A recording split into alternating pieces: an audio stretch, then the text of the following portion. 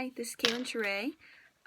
So I went over your essay, and I really think it's cool, just because I know obviously for your position essay you were against performance-enhancing drugs, and it's kind of funny that for the opposition, obviously you have to be for them, and it is a hard thing to be for, because most people are against them.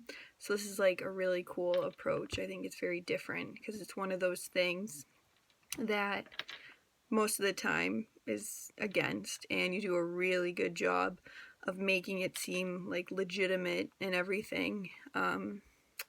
So I want to start with your opening sentence. Performance enhancing drugs are used by athletes because they think these drugs will improve their overall performance.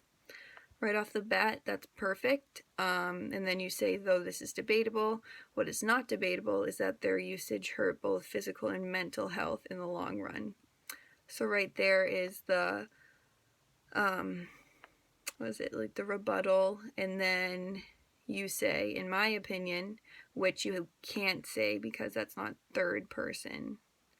I'm pretty sure this essay is third person. It should be legalized because it is a responsible way for athletes to improve their performance in sports competition. So just change that. Let's see. I'd put some notes. You got really good sources, and then I noted using performance-enhancing drugs can also assist the employees to achieve better results.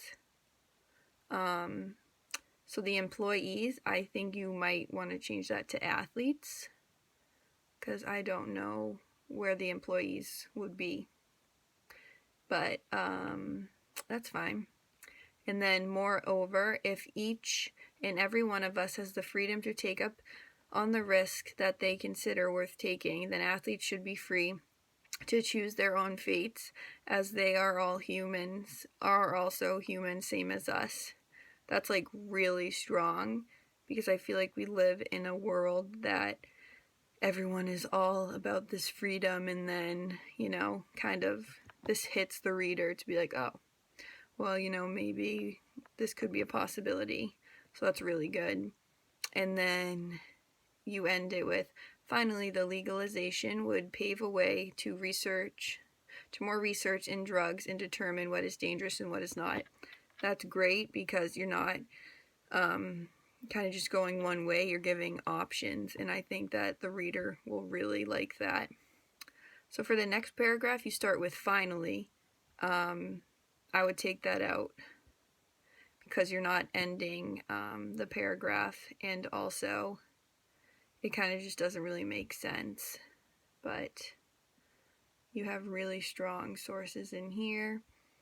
Bringing in the statistics from the Olympic Committee, perfect. Bring up modern methods to help improve, great. And then the next paragraph, it starts, it is impossible to ignore the fact, blah, blah, blah, blah. I would start it differently. Maybe just, mix it up. I think that's kind of,